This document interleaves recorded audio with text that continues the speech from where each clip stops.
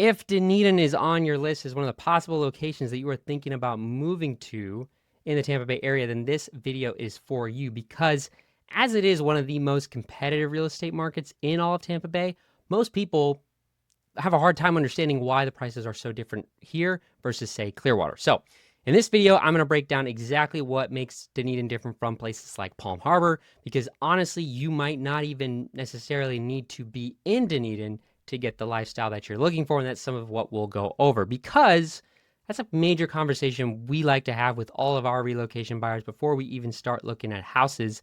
And the way you approach Dunedin really matters because it can be very confusing. And so we're going to go over everything. We're going to go over the golf cart zone. I'm going to show you the exact map you can use to make sure you don't buy a home outside of that if that's important to you. We're going to go over why that's one of the single factors that drives pricing here a ton. We'll talk about the Causeway, Honeymoon Island, downtown, Pinellas Trail, things to expect around that. And then finally, I'm going to show you the exact flood zone tool I recommend everybody using. It's the Pinellas County Flood Zone Map. And I'll show you guys how to use it to make sure you don't end up in those heavy coastal flood risk areas that you want to avoid. I'm even going to share a bit of our own story about how when we bought our home, which is miles inland, but connected to a lake, which is connected to a river, we got coastal flooding during this last hurricane. And so I'll share a bit about that and things to keep in mind around there. But stick to the end because by the end of this video, you're going to know if Dunedin should be on your list or if being outside of it just makes a little bit more sense.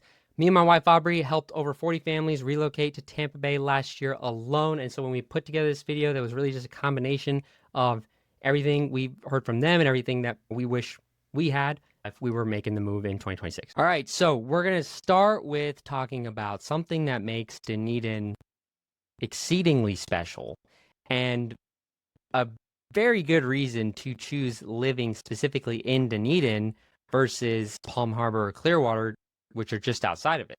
Because you as a relocation buyer, you're going to have to determine if you're looking at moving to Dunedin, this is what all my relocation buyers have to go through as well, how important is being in the city of Dunedin for you? Because you can enjoy downtown Dunedin, you can enjoy the Causeway in Palm Harbor just outside of Dunedin. And so this is why talking about the golf cart zone is so important in the beginning, because that's what makes Dunedin so incredibly special. Okay, so why are we starting with the golf cart zone? So I got Dunedin pulled up here on Google Maps, and you can see that it's completely locked in by Palm Harbor and Clearwater. And this is going to be important even throughout this video, because this is the reason also Dunedin prices are what they are. It's because Dunedin has nowhere to grow. Another factor that adds to Dunedin's tremendous growth is downtown Clearwater, surprisingly, does not see nearly as much traffic on the weekend as downtown Dunedin, just slightly north of it. There's reasons for why that might be, but here's what I'll say. A big reason people love Dunedin is because it's got the thriving downtown for the Clearwater area, really, I think. And a lot of my clients would agree.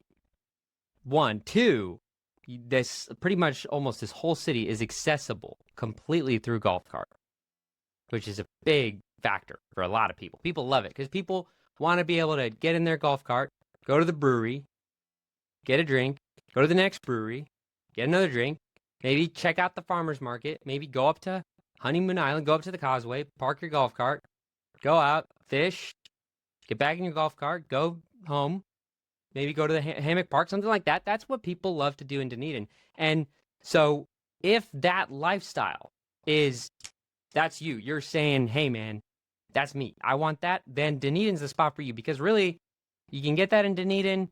You can get it a bit in Tarpon, a bit in Crystal Beach, a bit in Safety Harbor, a bit in Gulfport, a bit in St. Pete Beach, and a few other spots, but you don't quite get it like you get it in Dunedin, which is why people are moving here. Not really in the droves because there's not really space, but that's why it's so incredibly competitive. All right, so this is what I wish someone just did with me. And I do this with all my relocation clients, is I say, okay, if the golf cart zone is important to us, then we need to understand what the golf cart zone is, what the rules are, and everything to do with that. And so this website's great. It's DunedinGoesKarting.com, and they have a map that actually shows the exact areas where golf carts are permitted and where the crossings are and where they're not. Now, this is important because surprisingly, you will see prices jump up between the homes that are just barely in the golf cart zone and the homes that are just outside of the golf cart zone. Because, again, if you're not in the golf cart zone, yeah, you're in the city of Dunedin. There is some appreciation and some status that comes with that, just because the prices, the market here has done well. But in terms of enjoying the downtown, enjoying the Causeway, you don't need to be in Dunedin to do all that. You can be in Palm Harbor, you can be in Clearwater. I used to live in Clearwater, and Dunedin was my favorite spot to hang out, but I never lived in Dunedin. I feel like I needed to live in Dunedin to be able to do all that. So this is the golf cart zone map. You can use this tool. If you need help with it, let us know. But you can use this tool to navigate the golf cart zone. And if you do see like pricing and anything, and this is usually what I go to check when I'm like, why is the price so tremendously different over here versus over there? My name is Aaron Chand, and me and my wife Aubrey make these videos every week for folks looking to relocate to Tampa Bay. So if you're thinking about Dunedin or anywhere else in the area, definitely reach out to us. Our number is on the screen. We're both licensed realtors, and we would love to help you figure it out, especially if Dunedin is one of the spots on your list. Also, don't forget to check out or download our free Dunedin relocation guide. You can text guide to the number on the screen. It's got everything you need to know. We make these guides so that you have every resource you could need about navigating each and every area in Tampa Bay, things to know about, what homes will sell quickly, what homes won't, all that stuff. So text guide to the number on the screen, and yeah, for sure. We'll get back to the video. All right, so I say all that to say that if being in the golf cart zone sounds like you, then Dunedin's your spot. Now, if you're going, Aaron, I don't necessarily mind not being in the golf cart zone. I want to be near downtown Dunedin because that's a thriving city where I'm going to meet people. I want to be able to get there quickly, but I don't mind driving to it. I don't need to golf cart to that area. Then really I start to then ask questions like, what about considering spots like Palm Harbor and Clearwater as part of our search? Because there's not much of an added benefit of being necessarily in Dunedin. In fact, some would say there's maybe some added benefits of being in Palm Harbor. If you're maybe interested in Palm Harbor schools, like Palm Harbor University High School is a very popular,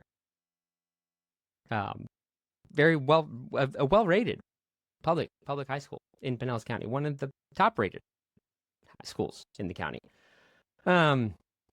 Then, Palm Harbor makes a lot of sense. So being over here, just across the border even, that's not a bad option because you're a 3-minute drive to the beach, maybe 2-minute drive to the beach, but you're in Palm Harbor, which is much more suburban, bigger houses, more pools. So, that's part of a Dunedin decision. So this is important for you to understand. Now, I'm going to show you how nuanced that can be, and this is what can throw people off. So this house here, right here, I was looking at this one. This one here sold 7 days, listed 7 days, sold for $680. It's in Dunedin. It's in Barrington Hills. Barrington Hills is right here, South Point Drive. It's not in the golf cart zone, okay? But it's in Dunedin. Now, this is interesting to me because just south of there is this neighborhood, which is Greenbriar, which is technically Clearwater. Even though people in Greenbriar basically do everything that the people in Dunedin do. Everybody I know in Greenbriar basically lives the Dunedin life. And they basically are Dunedin, like really, more or less. But the price difference is insane.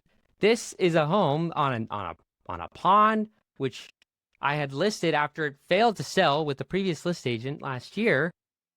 And we had a hard time moving this. Granted, it was dated in a sense, but the price difference for 1,654 square feet, not updated, versus just barely north of 1,949 square feet, no pool, 680 versus 378, like that's a pretty big difference in price. That can throw people off. That'd throw me off if I was relocating. I wouldn't know what to think of that. And so that's why I bring that up, is because those nuances are really confusing. Okay, so I want to talk about lifestyle. Now that we've talked about the golf cart zone, we've gotten that out of the way. If Dunedin is still the spot where you're like, hey, I'm still considering Dunedin, what do you need to know about and whether or not you should choose it or whether or not maybe some of the surrounding areas are okay. So, starting with the Causeway.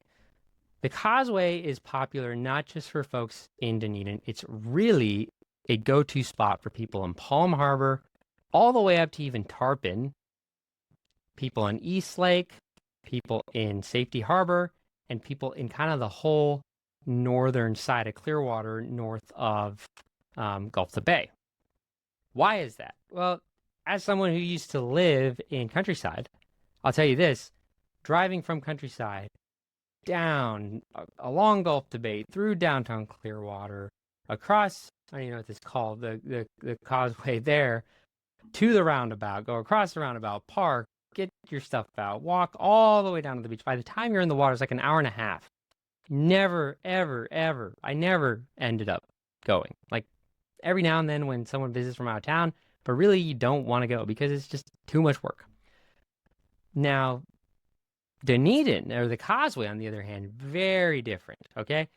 If you're in countryside, or even if you're in Palm Harbor, or a lot of Dunedin, a lot of Palm Harbor and a lot of Dunedin, you're like 2-3 minutes away from the Causeway. And again, this is why, and this kind of will probably make a bigger video on this, but this is why the decision of should I be west side of US 19 or east side of US 19 is also a big factor. It's not just about Dunedin versus Palm Harbor. That's actually a bigger factor because you can get the coastal lifestyle a lot better on just on the west side of 19 in general, in Palm Harbor and Dunedin. If being in the golf cart zone is not that important, there's actually a lot of pros to even being in somewhere like Palm Harbor. So, the Causeway. This is why I love the Causeway. You can get to the Causeway in like 10 minutes. Even if when I was living in countryside, it would take me 10 to 15 minutes to get to the beginning of the Causeway. What's great is I can instantly pull in anywhere that I see to park. Anywhere. Any of these spots, I don't have to pay for it. It's free. I can drop in anywhere here. And what I love even more about it is that the water, it's along the water. So, like, I like to kayak, so I just drop my kayak in, back the truck up, plump that thing right in the water, and I'm off. And it takes me significantly less time. And so I am choosing the Causeway over anywhere else, day after day. The other reason is it doesn't close. So Fred Howard Park up here, Tarpon, that closes sundown. So you like night fishing? No can do. But the Causeway, you see people fishing the Causeway all the time because it also gets very, very deep right here. And so you see a lot of people fishing under this bridge. You might even be able to drop a pin there. Yep, there they are. So, and it doesn't close, so you can fish here all night if you want. There are people that literally fish here all night. That's a big pro. Another big pro is, again, I mentioned you can drop in the kayak and the paddleboard. You can take that out now, just a bit, and you got all these sandbars where you can just go and hang out. That's another massive pro. You can go to Caladesi Island. You can go to Honeymoon Island State Park. There, tons to do. Jet skis, boating, all kinds of stuff. You got things like Ozona Blue Grilling, where this is a local spot where you can literally, it's a restaurant, but they also have a pool, and they also have a marina. So people will park there. They will eat at this restaurant, swim in the pool, and then they'll go out, catch fish, come back.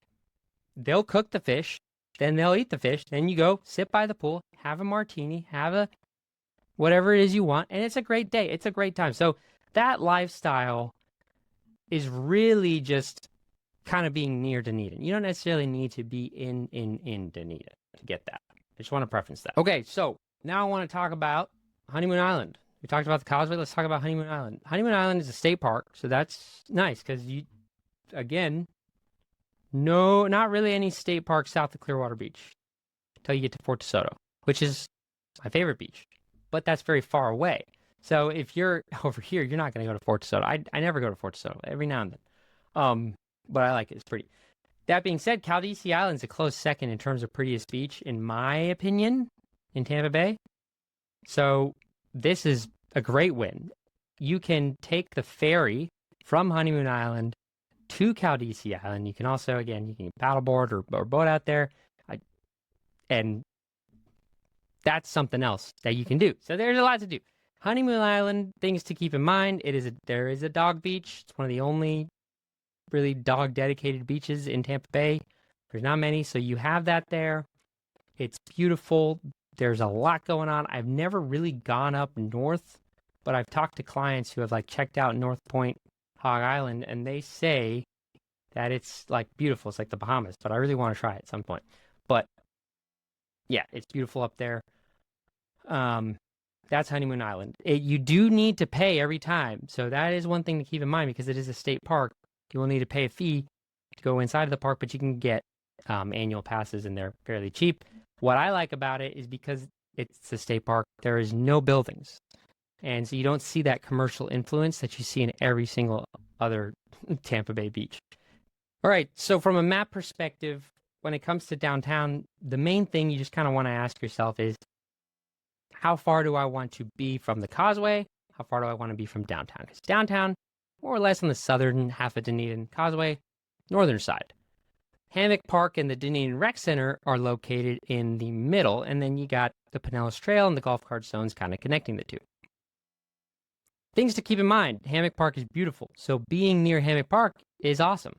A lot of homes will even back up to Hammock Park, so you can literally go right out your backyard and go through Hammock Park and get on the Pinellas Trail. So that's rare. You don't find that many places, and that offers a ton of resale value because, again, if you're catering to Dunedin buyers and you want to cater to people who love that Dunedin lifestyle, and what says the Dunedin lifestyle more than your backyard backs up to Hammock Park, which eventually turns into the Pinellas Trail. Like that is, in terms of whatever you want to do with it, resale, whatever it is, you're winning.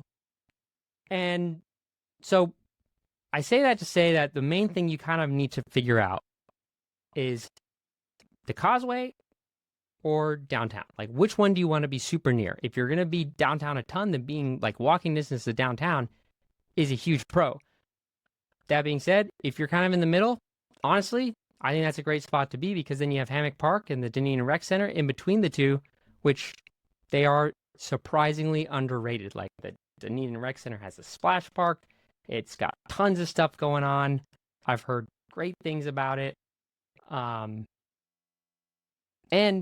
most of this area is, again, in the golf cart zone. Tourism is a big factor, unfortunately. And fortunately, when it comes to moving to Dunedin, because it has so much to offer as a city, and because it is so locked in, and it is very, very tourist heavy. And that comes with quite a few cons. One, it's created an environment where the city has had to crack down on short-term rentals and Airbnbs and Verbos, which kind of sucks that we're at that point in general. Just in that one, that renters are causing problems, and two, that people can't decide what they want to do with their property. It sucks on both ends. Now, on the flip side, buying in Dunedin is like a very safe place to buy in the sense that you can almost guarantee that your property is going to continue to appreciate. And again, that's attributed to the fact that it is a tiny area within a very popular, just broader Tampa Bay area. And it's regarded as one of the top coastal towns in Tampa Bay. It has nowhere to grow, additionally. All those factors add to it being a competitive market. And what I mean by that is that some of the homes here that would surprise people, they'd be like, well, how the heck did that go so quickly? And for so much, that doesn't make any sense.